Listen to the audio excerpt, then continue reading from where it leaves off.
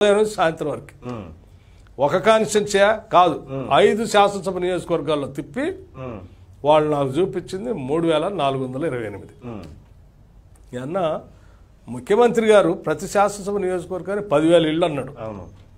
Urban ఏరియాలో 10,000 ఇళ్ళు అన్నాడు. మీరు 5 చూపించారు ఇప్పటికే. 5 మొత్తం 3,428 దాటలేదు. సరే పోనీ మిగతా ఎప్పుడు చూపిస్తారు? 3,428 లక్షకు సమానం కాదు కదా. మరి గ్రేటర్ హైదరాబాద్లో 1,00,000 అంటారు కదా నిన్న చూపించాడంటే రేపు కూడా చూపిస్తా ఉన్నా. ఫైన్, రేపు కాదు వారమైనా 15 రోజులైనా సరే మీరు 1,00,000 ఇళ్ళు గ్రేటర్ హైదరాబాద్ మున్సిపల్ కార్పొరేషన్ చూపించేంత వరకు నేను హైదరాబాద్ వదిలిపెట్టి వెళ్ళను. ఆ 1,00,000 ఇళ్ళు చూద్దాం కానీ పేదవాళ్ళకైనా దొరుకుతాయని ఆగానని చెప్పాను. తెల్లారే వచ్చారు. తెల్లారే వచ్చి ఆ మీడియా వాళ్ళందరూ అడిగారు, సార్ మీరు చూపించేది ఎక్కడ, గ్రేటర్లోనా బయట అంటే లేదు గ్రేటర్లోనే అన్నాడు. మీడియా వాళ్ళకే చెప్పాడు గ్రేటర్లోనే అన్నాడు. రైట్ పోదాం పదండి అన్నాం. పోయి తీపిపోయి అవుటర్ రింగ్ రోడ్ ఎక్కించాడు. తీసపోయి రంగారెడ్డి జిల్లా తీసిపోయాడు. Maheshwaram constituency, Tukkuguda municipality, Mankal village చూడండి బ్రహ్మాండం కట్టిన 2,000 ఇళ్ళు ఉన్నాయన్న. అరే శాసనసభ నియోజకవర్గాన్ని 4,000 ఇళ్ళు అంటారు. మరి మహేశ్వరం అసెంబ్లీ ఎన్నికలు జరిగినప్పుడు కూడా మీకు 4,000 ఇళ్ల కోసం మొదలుపెట్టిన ఈ ఇళ్లే చూపిస్తారు. వాళ్ళకే 4,000 ఇళ్ళు ఇవ్వాలా. అందులో ఇక్కడ కట్టింది 2016, ఇంకా 2,000 ఇళ్ళు వాళ్ళకే తక్కువ ఉండే. తుక్కుగూడ ఎన్నికలప్పుడు కూడా అదే చెప్తారు, ఈ మున్సిపాలిటీలో మాకు ఓట్లేండి ఇవన్నీ మీకే అంటారు. అవి అయిపోయా. ఇప్పుడు ఆ అసెంబ్లీ అయిపోయింది, తుక్కుగూడ మున్సిపాలిటీ అయిపోయింది. ఇప్పుడు గ్రేటర్ హైదరాబాద్ అనే వారికి మళ్ళీ వాళ్ళకి లేవు, ఇప్పుడు గ్రేటర్ హైదరాబాద్ వాళ్ళకి ఇస్తున్నాం అంటున్నారు. రాత్రి ఆడున్నోళ్ళు చెప్తున్నారు, రాత్రి జిహెచ్ఎంసీ అని ఒక ఎంబ్లం తీసుకొచ్చి ఇక్కడ అతికిచ్చిపోయారు సార్. జిహెచ్ఎంసీ ఎంబ్లం తీసుకొచ్చి అతికిచ్చిపోయారు సార్. నిన్నటిదాకానే మంది ఇక్కడ వాళ్ళకని చెప్పారు, ఇప్పుడే జిహెచ్ఎంసీ అంటున్నారు మీరు వస్తున్నారు అనే వారికి. సరేలే అన్న. సరే అట్లయినా కానీ మీరు చెప్పినట్టు గ్రేటర్ మున్సిపాలిటీ హైదరాబాద్లో లేదు, బయట మున్సిపాలిటీలో ఉంది. ఒకవేళ మీరు చెప్పినట్టు లెక్క వేసుకుందామన్నా ఇది 2,000 ఉన్నాయి. 1,00,000కి మరి 2,000 కదా సార్ అంటే కాదు. ఇంకోటి కూడా చూపిస్తాను, పోదండి. అది గ్రేటర్ అని అంటే గ్రేటరే అన్నాడు. ఆడిపోయి చూస్తే బోర్డు కనిపిస్తూ ఉంది, మేడ్చల్ జిల్లా నాగారం మున్సిపాలిటీ ఉంది. మరి మీరేం గ్రేటర్ హైదరాబాద్ అంటారు, ఇదే మేడ్చల్ జిల్లా వాళ్ళే. అక్కడ ఉన్న వాళ్ళు చెప్తున్నారు పోయినసారి అసెంబ్లీ ఎన్నికలకు అప్పుడండి మా దగ్గర చాలా 5,30,000 మంది జనాభా. అప్పుడు కూడా మా అందరికి ఇల్లు చూపించే ఓట్లేమన్నారు, మేము వేసినాం ఆయనకే. మొన్న నాగారం మున్సిపాలిటీ అప్పుడు కూడా ఇళ్ళే చూపించారు మాకు, మీకు ఇష్టం ఓట్లేండి అంటే వేసినాం. ఇప్పుడు మళ్ళీ మీరు వచ్చేవారు గ్రేటర్ హైదరాబాద్ అంటున్నారు. ఇవి మా సంగతి ఏందని వాళ్ళు మొదలుపెట్టారు. సరే మొదలుపెట్టిన తర్వాత అన్న మరి ఏంది ఇది గ్రేటర్ హైదరాబాద్ కాదు కదా, మీరేం గ్రేటర్ హైదరాబాద్లో 1,00,000 ఇళ్ళు అంటారు, మరి వేరే జిల్లాలు తీసుకొని చూపిస్తా ఉన్నారు. అట్లంటే వరంగల్ జిల్లా దాకా కూడా పోవచ్చు మనం. భద్రాద్రి కొత్తగూడెం ఖమ్మం జిల్లా మహబూబ్నగర్ జిల్లా లేదా పక్క రాష్ట్రాన్ని కూడా తీసుకొచ్చి మీరు హైదరాబాద్ చూపించేటట్టున్నారు, కరెక్ట్ కాదు కదా అంటే మీరు అన్ని ఇన్ని లెక్కలన్నీ రాసుకుంటున్నాను అంటే నేను రాసుకుంటున్నానే. మీరు నిన్న చూపించింది 3,428. ఇప్పుడు సరే బయట ఏడుస్తా అని చెప్పి కూడా 2,000, 6,000, 8,000. మరి 1,00,000కి యాడ్ వస్తుంది, రావట్లేదు కదా. 8,000 వస్తుంది కానీ లెక్క అంటే మీరు ఇవన్నీ లెక్కలన్నీ రాసుకుని ఇట్లా అడిగితే నేను చూపాను మేము వెళ్ళిపోతాం, మా వల్ల కాదు, ఇక మీరు చూసుకొని లిస్ట్ అంతా మీకు అధికారులు పంపిస్తాను. అదేందన్నా మీరు ఆయన పక్కన ఉన్న వాళ్ళు కూడా అడిగారు, మీరు అదేంటి సార్ గ్రేటర్ ఎవరో రిపోర్టర్స్ అడిగారు, మీరు గ్రేటర్ హైదరాబాద్ అంటారు సార్ బయట చూపిస్తున్నారు ఏందని అంటే హైదరాబాద్లో స్థలాలు లేవు అందుకే వేరే జిల్లాల్లో కట్టినా అంటే నేను హైదరాబాద్లో స్థలాలు ఉన్నాయి కదా. ప్రతి శాసనసభ నియోజకవర్గంలో మీరు ఫౌండేషన్ స్టోన్ కూడా వేసారు కదా, స్టోన్ వేసారు కదా మీరు ఫౌండేషన్. మరి స్థలాలు లేకపోతే ఫౌండేషన్ స్టోన్ ఎందుకు వేసారు? ఆడ వేసినవి ఉన్నాయి, ప్రతి శాసనసభ నియోజకవర్గంలో మీరు వేసినవి ఉన్నాయి. అవి మొదలు పెట్టకుండా కట్టకుండా అట్లాగే ఉన్నాయి. అడగట్టిన అయిపోయేది కదా. అయినా స్థలాలు లేవంటున్నారు, చాలా స్థలాలు ఉన్నాయి కదండి. పోయినసారి ఇంకో మీడియా లేడు అంటున్నాను సార్ బయట హైదరాబాద్లో లేవంటారంటే నేను చూపిస్తా స్థలాలు. ఎందుకంటే మా ముఖ్యమంత్రి గారు స్టేట్మెంట్ మీద బాగా నమ్మకం ఉంది, నాకు బాగా నమ్మకం ఉంది. పోయినసారి సెషన్స్లో 2014-18 మధ్యలో మియాపూర్ ల్యాండ్స్ వచ్చింది. అప్పుడు మియాపూర్ ల్యాండ్స్ 815 ఎకరాలు అవును. ఎవడో కబ్జా చేసుకుంటూ రిజిస్ట్రేషన్ చేయించుకుంటే అని మేమంతా బయట తీసి పేపర్ వాళ్ళు రాస్తే అన్ని బయట తీసి అసెంబ్లీలో అడిగితే ముఖ్యమంత్రి గారు చాలా స్పష్టంగా చెప్పాడు, కేటగారికల్గా ఒక్క ఇంచి భూమి కూడా ప్రైవేట్ వాడి పోలే, నేను కాపాడాను, ప్రభుత్వంతోనే ఉంది, ఎవరు భయపడాల్సిన అవసరం లేదు, ఆ ప్రభుత్వ ఆధీనంలోనే ఉంది, ఖాళీగా ఉంది, మన చేతిలోనే ఉంది అన్నాడు. రైట్, అంత పెద్ద స్టేట్మెంట్ ఉంది అంటే 815 ఎకరాలు ఖాళీగా ఉన్నట్టేగా. మరి ముఖ్యమంత్రి గారి మాట ఆయన చెప్పిన తర్వాత హౌస్లో అది ఎట్లా మనం కాదంటాం, ఆ భూములు మేము చేసి చూపిస్తాం, అడగట్టండి నన్ను. ఇవన్నీ కుదరదండి మేము అని ఏమంటే వారు ఎవరు మంత్రి గారు పాపం తలసాని శ్రీనివాస్ యాదవ్ గారు, మల్లారెడ్డి గారు, మీకు చూపించడం మామూలు కాదు, లిస్టు పంపిస్తాం మీకు, మీరు చూసుకోండి అని హడావుడి కారు ఎక్కి వెళ్ళిపోయారు. ఇక మీడియా వాళ్ళంతా ఆడనే ఉన్నారు. అన్న ఏంది అంటే మరి వాళ్ళు చూపిస్తా అన్నారు, ఇట్లా మధ్యలో వదిలేసి వెళ్ళిపోతా ఉన్నారు, చివరికి ఊరు బయటికి చూపిద్దామన్నా నేను రెడీ అన్నాను. దానికి కూడా మీరు సిద్ధమే? దానికి కూడా సిద్ధపడ్డా. హైదరాబాద్ వదిలేసారు సరే, బయట జిల్లాలో చూపించాను, మీరు లెక్క చూపిస్తా అంటే అదేనా కూడదాం అని దానికి కూడా రెడీ అయినా. అది కూడా ఇక ఆ లెక్కలు తెస్తుంటే కూడా సరిపోవట్లే వాళ్ళకి, అవి కూడా సరిపోవట్లేదు. చివరికి వదిలేసి వెళ్ళిపోయారు. వదిలేసి వెళ్ళిపోతే నాకేమనిపించింది అంటే పాపం శ్రీనివాస్ యాదవ్ గారికి కూడా తెలియదేమో అనిపించింది. లెక్కలు కాదు పాపం, ఆయన కూడా కేసీఆర్ గారు కేటీఆర్ గారు చెప్పే బ్రహ్మాండం కడుతున్నాం లక్షలు దాటి అంటే ఈయన కూడా నిజమే అనుకుని ఉంటాడేమో అని నా అనుమానం. అందుకనే అంత ధైర్యంగా వచ్చి నేను చూపిస్తాను వచ్చాడు. పాపం ఆయనకు కూడా హైదరాబాద్లో ఈ ఇళ్ళన్ని చూసి చాలా ఉన్నాయేమో అనుకున్నాడు. లెక్క రాసే వరకు అప్పుడు అర్థమైంది ఆయనకి, ఆయనకు కూడా అర్థమైంది ఇల్లు లేనట్టు, ఇద్దే ఉన్నట్టుంది అని అనవసరంగా వచ్చిన. తలసాని శ్రీనివాస్ యాదవ్ గారికి కాస్త రుణపడి ఉన్నట్టే ఈ విషయంలో. ఎందుకంటే ఒక ప్రచారం, లక్ష ఇండ్ల ప్రచార ప్రాపగండా ఆయన పుణ్యానే బయటకు వచ్చినట్టుగా అనిపిస్తుంది. ఎస్, డెఫినెట్లీ ఆయన పుణ్యానే. అసలు 7 లక్ష ఇళ్ళు లేవు హైదరాబాద్లో. ఈ కేటీఆర్ కేసీఆర్ హంబక్ అనేది ఒట్టిగా ప్రతిసారి ఇట్లా అసెంబ్లీలో నోటికి వచ్చిన అడ్డగోలుగా చెప్పటం, అవి నిజమే అనుకోని జనం అంతా అనుకుంటారు. ఎందుకంటే ఒక దగ్గర బొమ్మ చూపిస్తున్నారు, అన్ని చోట్ల ఇట్లా ఉన్నాయనుకుంటున్నారు జనం. Right sir. బట్టి సార్, విషయం ఏంటంటే ప్రభుత్వం ఇది ప్రజలకు సంబంధించినటువంటి ఒక కీలకమైన సమస్య. ప్రభుత్వం అధికారంలోకి వచ్చే సమయంలోనే మేము డబుల్ బెడ్రూమ్ ఇల్లు కట్టిస్తాం, అగ్గిపెట్టె లాంటి ఇల్లు కాదని చెప్పిన సందర్భం చాలా మంది ప్రజలు, లక్షలాది మంది ప్రజలు వెయిట్ చేస్తూ ఉన్నారు ఇలా. కానీ ఏ ఒక్క పేదవాడిని కూడా ఇళ్లలో తోలి పాల్పొంగించిన పరిస్థితి కనిపిస్తలేదు. ప్రతిపక్షము ఇవాళ ఆ బాధ్యత తీసుకొని ఈ ప్రజలకు ఏమైనా చేసేది ఉందా?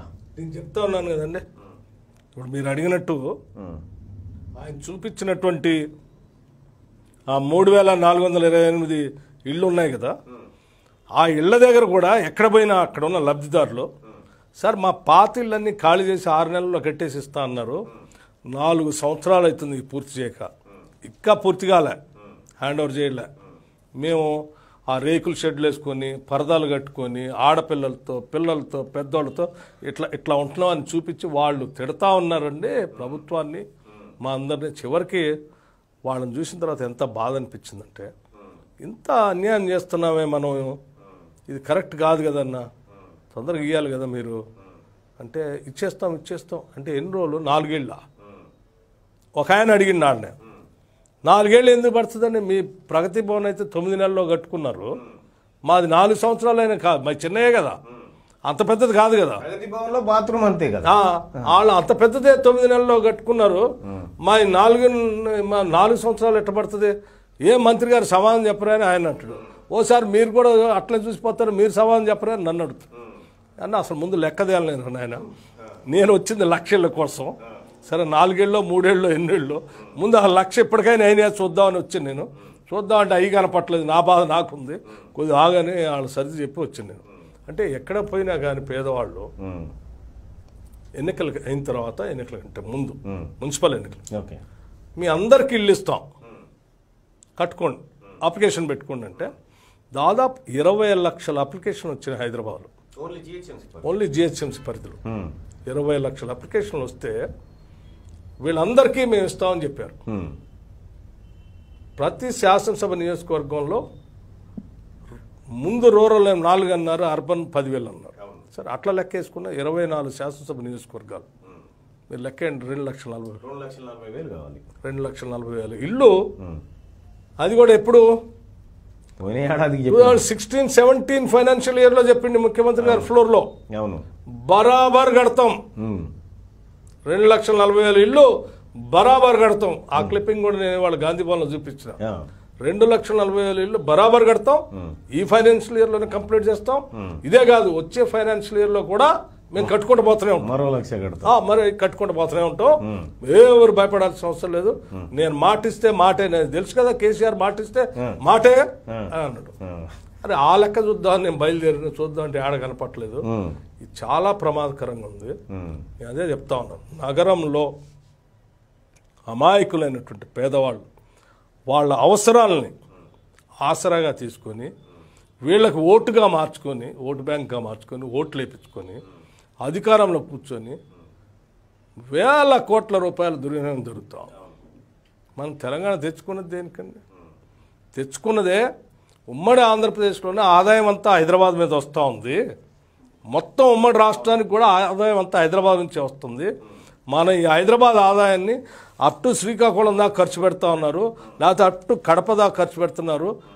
మనం ఖర్చు పెట్టుకుంటే అసలు అద్భుతాలు చేసుకోవచ్చు అని తెలంగాణ తెచ్చుకున్న తర్వాత మనం సాధించింది హైదరాబాద్లో ఏడ చూసినా రోడ్లు సక్రమం లేవు, అన్ని గుంటలే. ఏడ చూసినా నాలాలు పొంగి పొరులుతూ ఉన్నాయి. కొద్దిగా వర్షం వస్తే చాలు, ఎక్కడ హోల్ ఉందో కూడా తెలియదు, ఎవరు అందులో పడి చనిపోతున్నారో కూడా తెలియదు, ఏ బండి కూరుకొని పోద్దో తెలియదు, ఏ బండి ఎటు కొట్టుకొని పోద్దో కూడా తెలియదు. అంత ప్రమాదకరంగా హైదరాబాద్ రోడ్లో. పోనీ ఇల్లు కట్టారా? లేవు. కేవలం ఈ 3,428 ఇల్లు కూడా ఆ పాత స్థలాల్లో అవి ఖాళీ చేసి కట్టించినాయి. వీళ్ళు కొత్త స్థలాలు తీసుకొని కట్టిన లేవు. వాళ్ళ పాత ఇళ్ళు తొలగించి కట్టించినాయి. ఆ ఇల్లు లేవు. పోనీ ఇంకేమైనా వ్యవస్థలు ఏమైనా పెట్టారా? ఒక జేఎన్టీ లాంటి యూనివర్సిటీ ఏమైనా పెట్టారా హైదరాబాద్లో? అంటే సార్ ఇండ్లు కంప్లీట్ చేద్దాం సార్. ఇండ్ల విషయంలో 1,00,000 ఇండ్లు కట్టినామని రాష్ట్ర ప్రభుత్వం పదే ఎందుకు చెప్తా ఉంది సార్? ఇది మోసం అండి. అంటే ఇల్లు లేనటువంటి పేదవాడికి ఒక ఇల్లు ఇస్తామంటే చాలా ఆశపడతాడు, దేనికైనా తెగిస్తాడు. ఆ తెగించే వ్యక్తి ఓటు వేయటం చాలా ఈజీ. సో వీళ్ళకి కావాల్సింది ఓటే. ఆ ఓటు వేయించేసుకొని మాయ చేసేసి అధికారం చలాయించవచ్చు అనేది ఆశ వీళ్ళకుంది. ఆ ఆశతోనే వాళ్ళు ఈ పని చేస్తూ ఉన్నారు. ఇది దుర్మార్గం. ప్రజలకి వాస్తవం తెలవాల్సిన అవసరం ఉంది కదా సార్. 100%. నేను అసలు ఛాలెంజ్ చేసింది కూడా అందుకే. క్షేత్రస్థాయిలో మంత్రి గారు వచ్చి చూపిద్దామనంటే నేను బయలుదేరి వెళ్ళింది కూడా అందుకే. ఈ నగరంలో ఉన్నటువంటి పేద ప్రజలకు వాస్తవాలు తెలియాలి. ఇక్కడ ఇల్లు లేవు, ఏమి లేవు, లేకుండానే మీకోసం ఇల్లు కట్టాను, లక్షలు అని మోసం చేస్తూ ఉన్నారు. ఈ మోసం మీరు గమనించాలి. మరొక్కసారి మోసానికి గురి కావద్దని చెప్పడం కోసం క్షేత్రస్థాయిలో వెళ్ళి ఈ వాస్తవాలు చూపిస్తూ ఉన్నాం. సార్ ఇప్పుడు డబుల్ బెడ్రూమ్ ఇండ్ల వ్యవహారం చూస్తే అసెంబ్లీ ఎన్నికలు వచ్చినా డబుల్ బెడ్రూమ్, మున్సిపల్ ఎన్నికలు వచ్చినా డబుల్ బెడ్రూమ్. ఇక గ్రామ స్థాయిలో అయితే ఎక్కడ ఇల్లు కట్టిరో తెలియదు. ఇక మీ ఖమ్మం జిల్లాలో పిల్లలు ఊగుతూ ఉంటాయి. ఇట్లా ఒట్టిగా పైన డబుల్ బెడ్రూమ్ ఇల్లు పైన స్లాబ్ పైన పిల్లగాడు పై ఎట్టి గుంజితే మొత్తం పై వస్తా ఉంది. అది చూపెట్టినందుకు ఆ పిల్లల పైన కేసు పెట్టారు. సో ఈ నేపథ్యంలో డబుల్ బెడ్రూమ్ ఇల్లు అనేది తెలంగాణలో ప్రజలకు కలైనాయిగా ఆల్టర్నేటివ్ ఏమైనా ఉందా? కలగా మిగలకూడదండి. ఆ కళని నిజం చేసేంతవరకు కాంగ్రెస్ పార్టీ పోరాటం చేయాలన్నది పార్టీ ఆలోచన. ఎందుకంటే మన దగ్గర ఆదాయం ఉంది, వనరులు ఉన్నాయి, కావాల్సినంత డబ్బు ఉంది, మిగులు బడ్జెట్తో తెచ్చుకున్న రాష్ట్రం. మన ఆత్మగౌరవంతో బతికే తెలంగాణని నిర్మిద్దాం అనుకున్నాం. సో దానికోసమే ఇల్లు అనుకున్నాం. సో ఆ వనరుల్ని డెఫినెట్గా ఇతను ప్రామిస్ చేసినట్టుగా, ఈ ప్రభుత్వం హామీ ఇచ్చినట్టుగా మెడలు ఉంచి కట్టించి వాళ్ళకి ఒప్పించే కార్యక్రమాన్ని చేపట్టాలనేదే మా లక్ష్యం. సార్ నమస్తే తెలంగాణ పేపర్ మీరు ఇంట్లో సందర్శనకు పోయిన సందర్భంలో మరుసటి రోజు రాసింది, కట్టిన ఇల్లు చూసి కంగు తిన్న కాంగ్రెస్ నేతలు అని టైటిల్. అదే కదా, నమస్తే తెలంగాణ టీఆర్ఎస్ పార్టీ కరపత్రం, అంతకంటే అన్యాయం. కంగు తిన్నది మేమా వాళ్ళు కంగు తింటే మేము వెళ్ళిపోయేవాళ్ళం. అవును, మరి వాళ్ళు ఎందుకు వెళ్ళిపోయారు? అంటే ఇప్పుడు ప్రాపగాండా ఏంటంటే కాంగ్రెస్ పార్టీ నేతలే 1,00,000 ఇండ్లు నిజంగానే ఉన్నాయని పారిపోయినటువంటి కలరింగు మీడియా సంస్థల్లో, ఆ తర్వాత పేపర్లలో వస్తున్నటువంటి వార్తా కథనాలు ఇవి. సో అవి వార్తా కథనాలు మేము దగ్గరికి పరిశీలిస్తే జర్నలిస్ట్గా మేమైతే ఒప్పుకోము. 100% ప్రభుత్వం పారిపోయిందన్న విషయాన్ని మేము అంగీకరిస్తాం. మీరు అంగీకరిస్తారు, మాతో పాటు వచ్చిన స్టేట్ జర్నలిస్టులు అందరూ ఉన్నారు, వాళ్ళ సమక్షంలోనే వాళ్ళు వెళ్ళిపోయారు. ఇదేం దొంగచాటుగా జరిగింది కాదు, లేకపోతే చీకట్లో జరిగింది కాదు, పబ్లిక్గా అందరి సమక్షంలోనే స్టేట్ మీడియా మొత్తం టీవీలన్నీ కెమెరాలన్నీ ఆడున్నప్పుడే వాళ్ళు ఆ మాట చెప్పి వెళ్ళిపోయారు.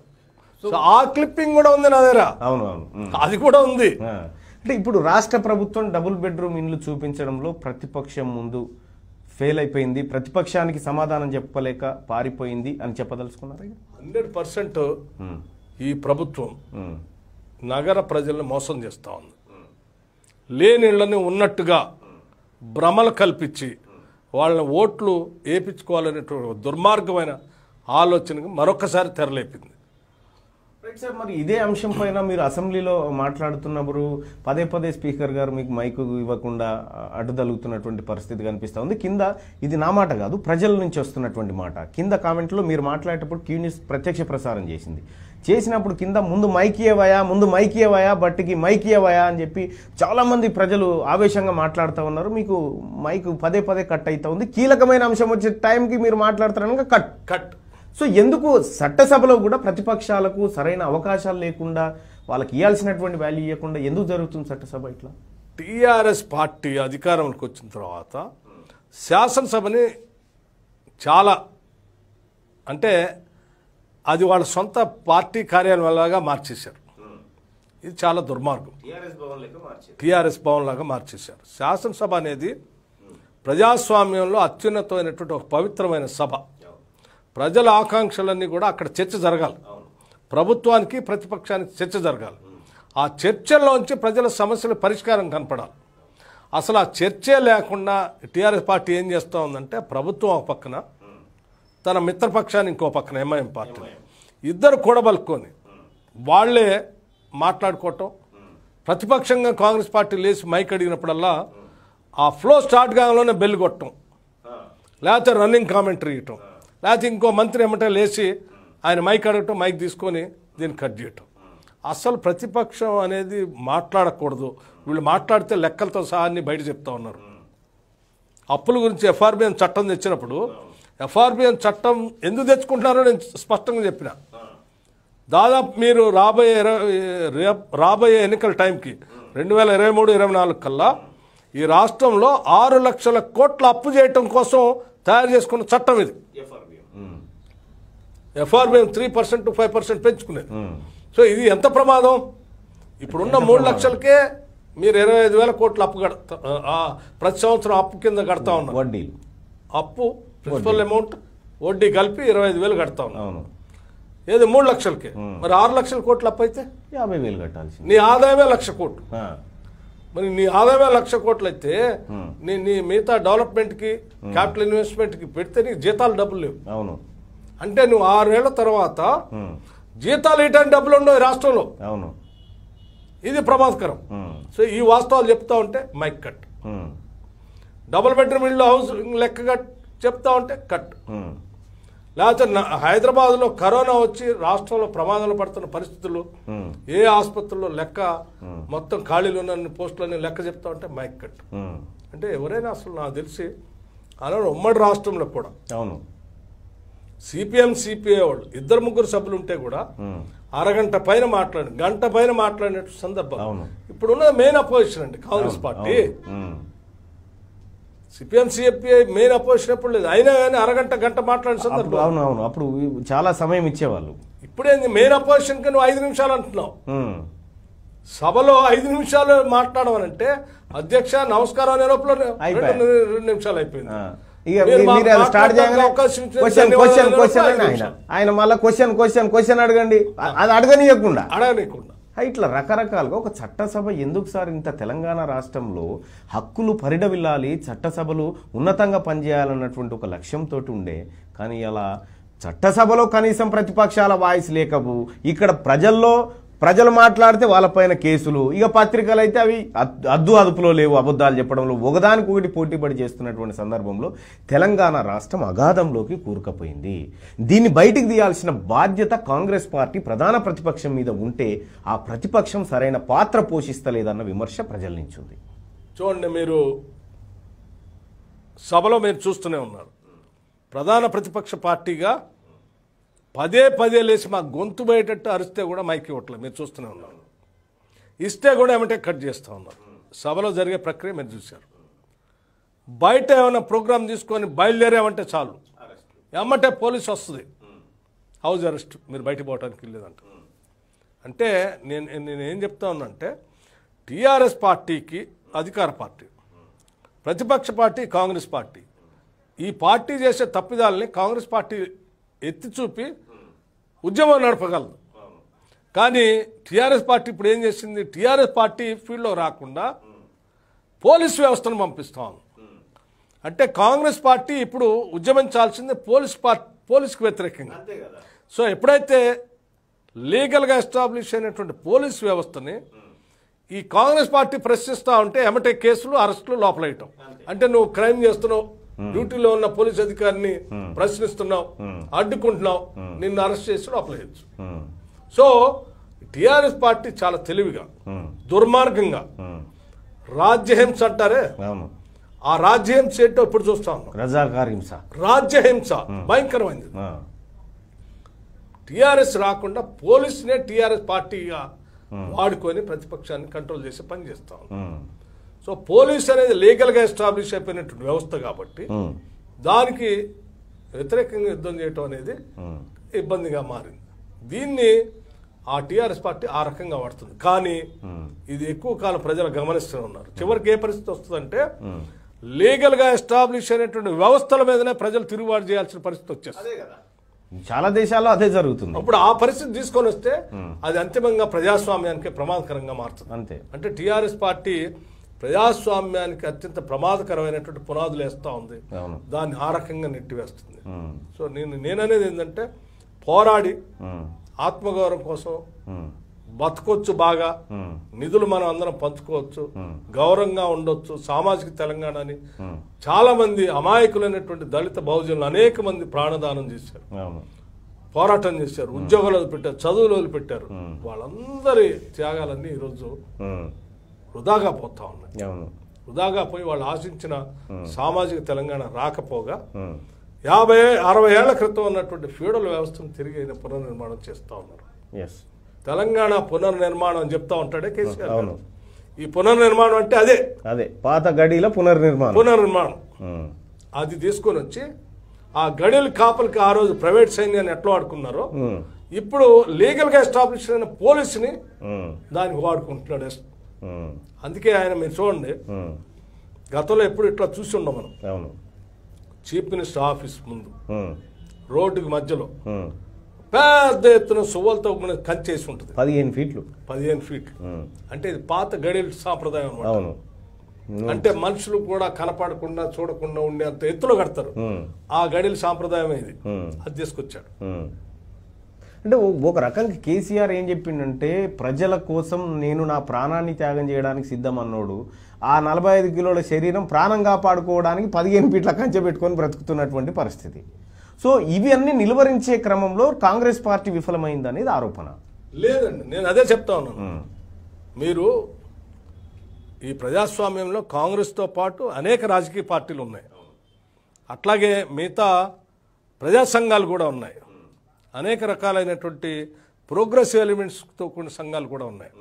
6 సంవత్సరాల నుంచి మీరు చూస్తే తెలంగాణలో నాట్ ఓన్లీ కాంగ్రెస్, మిగతా ఏ పార్టీ కానీ ఏ వ్యవస్థను కానీ కొద్ది కూడా తలెత్తనట్లే, ఎత్తంగానే ఏమంటే పోలీసుతో కొట్టిస్తా ఉన్నారు. సో ఈ పరిస్థితి ప్రజలకు ఇప్పుడిప్పుడే అర్థమవుతుంది.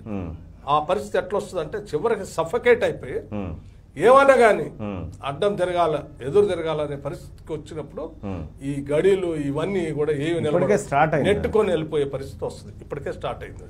రైట్ సార్, కాంగ్రెస్ పార్టీలో ఉన్నటువంటి, ఎందుకంటే కాంగ్రెస్ పార్టీ చాలా పురాతనమైనటువంటి పార్టీ, ఈ గడిల కంటే చాలా పురాతనమైనటువంటి పార్టీ అయినా కూడా ఇంత పెద్ద బలగము ఆ తర్వాత గ్రామ స్థాయిలో క్యాడర్ ఉండి కూడా కాంగ్రెస్ పార్టీ సరైన పోరాటాలు చేయలేకపోవడానికి కారణం మీ పార్టీలో ఉన్నటువంటి వర్గ విభేదాలే అనేది ఒక ఆరోపణ. అంటే ఈ వర్గ విభేదాలు దీనికి కారణం అని అంటే నేను ఏకీభవించనండి. ఎందుకంటే ఏ ఇద్దరు వ్యక్తులు దాటినా డెఫినెట్గా భిన్నాభిప్రాయాలు ఉంటాయి. ఎందుకు భిన్నాభిప్రాయాలు ఉంటాయంటే ఒక్కొక్క అంశాన్ని ఒక్కొక్క రకంగా ఒక్కొక్క వ్యక్తి చూస్తూ ఉంటాడు. అంటే అతను పెరిగిన వాతావరణం కావచ్చు, అతను ఎదుర్కొన్నటువంటి అంశాలు కావచ్చు, సామాజిక అంశాలు కావచ్చు. ఒక అంశాన్ని నేను ఒకలాగా చూస్తాను, తీన్మార్ మల్లన్న గారు ఒకలాగా చూస్తాడు, కేసీఆర్ ఇంకోలాగా చూస్తాడు, ఇంకో వ్యక్తి ఇంకోలాగా చూస్తాడు. వీళ్ళందరూ సమూహం ఒక రాజకీయ పార్టీకి ఉన్నప్పుడు భిన్నాభిప్రాయాలు చెప్తుండొచ్చు. కానీ ఆ భిన్నాభిప్రాయాల్ని అంతిమంగా ప్రజల కోసం ఏకాభిప్రాయంగా తీసుకొని పోవాలనేదే కాంగ్రెస్ అంతిమ లక్ష్యం. సో ఆ భిన్నాభిప్రాయాలు వ్యక్తపరిచిన వాళ్ళని గ్రూపులుగా మారి ఇది బలహీనపడుతుందని అనుకోవటం కూడా కరెక్ట్ కాదు. కానీ తప్పనిసరిగా ఇప్పుడు 2 రకాల యుద్ధాలు చేయాలి సార్ కాంగ్రెస్ పార్టీ. ఒకటి అంతర్గతమైనటువంటి ఏకీకరణ యుద్ధం మీ కాంగ్రెస్ పార్టీలో, ఆ తర్వాత అధికార పక్షం పైన యుద్ధం చేయాల్సి ఉంటుంది. ఇప్పుడు ఈ అంతర్గత యుద్ధం ఏం దాకా వచ్చింది? ఏకీకరణ ఏమైనా జరుగుతూ ఉందా? ఏకీకరణ 100% జరుగుతూ ఉంది. అంతిమ లక్ష్యం కాంగ్రెస్ పార్టీ భావజాలాన్ని ప్రజల్లో తీసుకొని పోతాయి. ఎవరు ఏ పరిస్థితుల్లోంచి వచ్చినా, ఎవరి ఆలోచన ఏ రకంగా ఉన్నా కానీ అంతిమంగా కాంగ్రెస్ పార్టీ ఐడియాలజీని ముందుకు తీసుకొని పోతాయి. ఏంటి కాంగ్రెస్ పార్టీ ఐడియాలజీ? పేదవాళ్ళకి వాళ్ళకి బతుకు తెరువు చూపించాలి, ఎన్ఆర్ఈజీస్ వర్క్ చూపించాలి, భూమి లేకపోతే భూమి పంచాలి, ఇల్లు లేకపోతే ఇల్లు కట్టించాలా, ఇళ్ళ స్థలం లేకపోతే ఇళ్ల పట్టా ఇప్పించాలా, ఉద్యోగాలు లేకపోతే ఉద్యోగాలు కల్పించాలా, బతకడానికి దళిత రిజర్వేషన్ కల్పించాలి, ఉద్యోగాల్లో ప్రమోషన్ కల్పించాలి, గౌరవంగా తలెత్తుకొని బతికేటట్టుగా బతకనివ్వాలా, ఎవరో అవమానపరిస్తే వాళ్ళ మీద చర్యలు తీసుకోవాలా, ఈ రకంగా వనరుల్ని, సహజ వనరుల్ని అందరికీ సమానంగా పంచేటట్టుగా చూడాలి. ఇది ఇంక్లూజివ్ గ్రోత్ అనేటువంటి ఒక మూల సిద్ధాంతం అనేది కాంగ్రెస్ పార్టీ అంతర్లీనంగా ఉన్నటువంటి సిద్ధాంతం. సో ఈ సిద్ధాంతమే అంతిమంగా ప్రివేల్ అవుతుంది. సో దానికి భిన్నంగా ఎవరైనా ఆలోచించినా దీంట్లో రావాల్సింది ఎవరైనా కాంగ్రెస్ పార్టీలో ఉన్నంతకాలం. సార్ 6 సంవత్సరాల నుంచి కాంగ్రెస్ పార్టీ ప్రతి ఎన్నికల్లో విఫలమవుతుంది, ప్రతి ఎన్నికల్లో ఓటమి చెవి చూస్తుంది. కారణాలు ఏంటి అని చెప్తారు? ఎన్నికల్లో గెలుపు ఓటములకి చాలా కారణాలు ఉంటాయండి. సో రకరకాలైనటువంటి టీఆర్ఎస్ పార్టీ ఎత్తుగడు. ఉదాహరణకి ఇంచు భూమి కూడా లేనటువంటి పేదవాడికి నేను 3 ఎకరాల భూమి పంచుతానంటే అది ఎంత మనోధైర్యం ఉంటుందండి. సో వస్తుందేమో, 3 ఎకరాలు ఇస్తాడేమో కేసీఆర్ అని కొన్ని లక్షల మంది ఓట్లు వేశారు. ఇల్లు లేనివాడికి డబుల్ బెడ్రూమ్ ఇల్లు పక్కాగా ఇస్తాను నేను, అవసరమైతే కేసీఆర్ మాట అంటే మాట 100% ఇస్తా అంటే పాపం నరుక్కుంటా అన్నాడు. సరే అది నేను చెప్పడం ఎందుకని చెప్పలేదు. అట్లా ఇల్లు ఆశపడి వేసిన వాళ్ళు ఉన్నారు. ఇట్లా రకరకాల 1,00,000 ఉద్యోగాలు మొదటి సంవత్సరం అన్నాడు, ఇంటికో ఉద్యోగం అన్నాడు. ప్రతి బిడ్డకి ఇంట్లో ఉన్నాడు కల్లా ఉద్యోగం వస్తుందని ఆశపడ్డారు.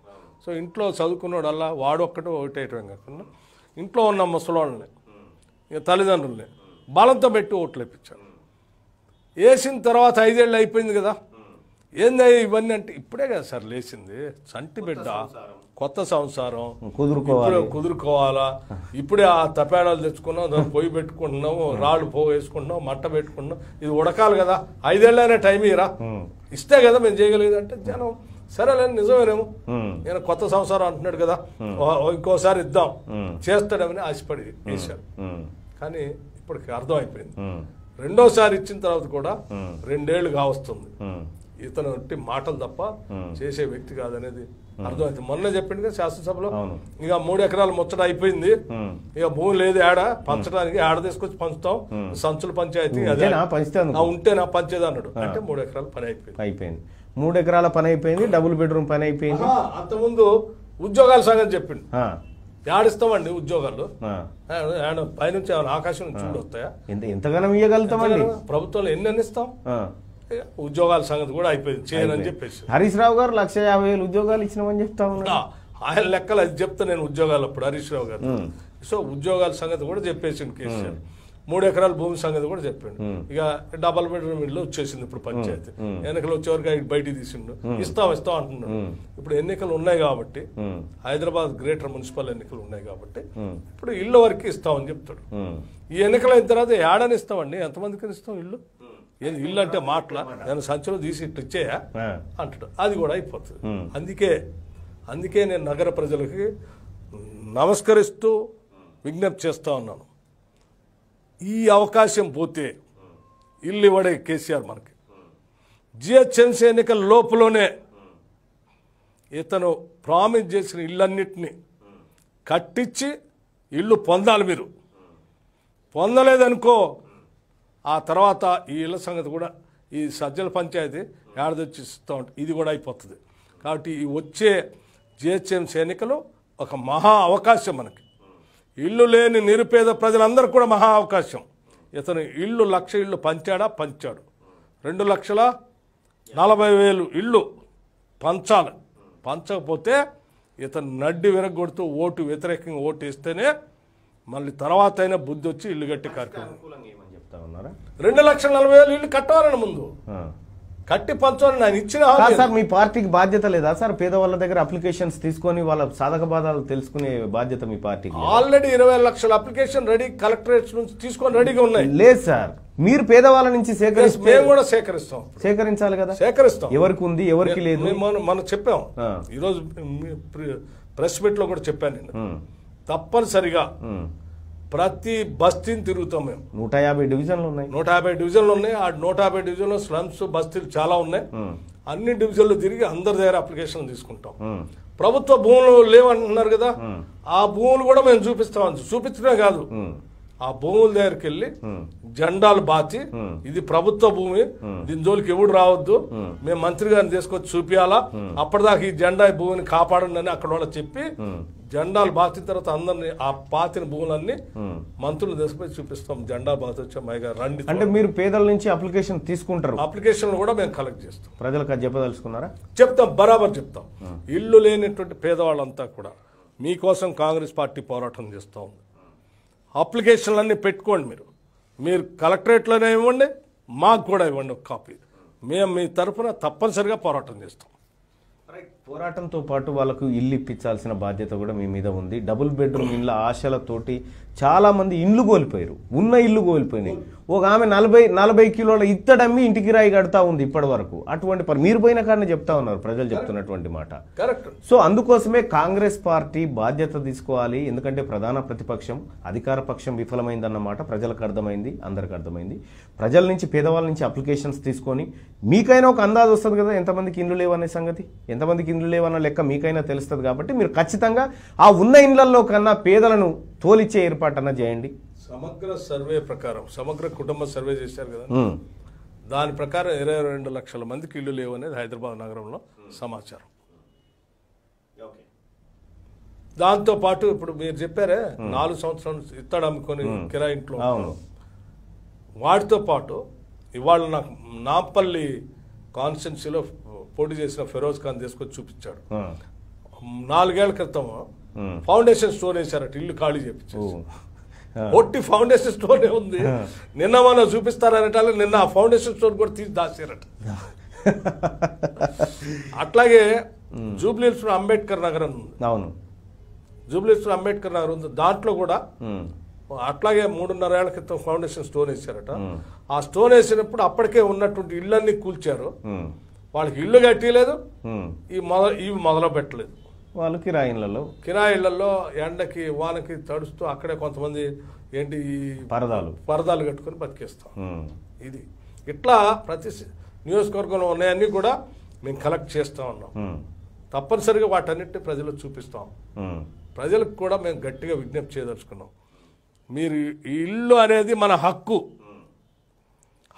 ఎందుకంటే ప్రభుత్వం మనకి మాటిచ్చి ఓటేపించుకుంది. ఆల్రెడీ మీకు మాటిచ్చి ఓటేపించుకుంది. So it was an agreement between the government and public. మీరు మాకు ఓటేయండి, మీకు ఇల్లు ఇస్తా అన్నాం. మీరైతే ఓటేశారు, కానీ వాళ్ళు ఇల్లు ఇవ్వలే ఇంకా. సో ఈ అగ్రిమెంట్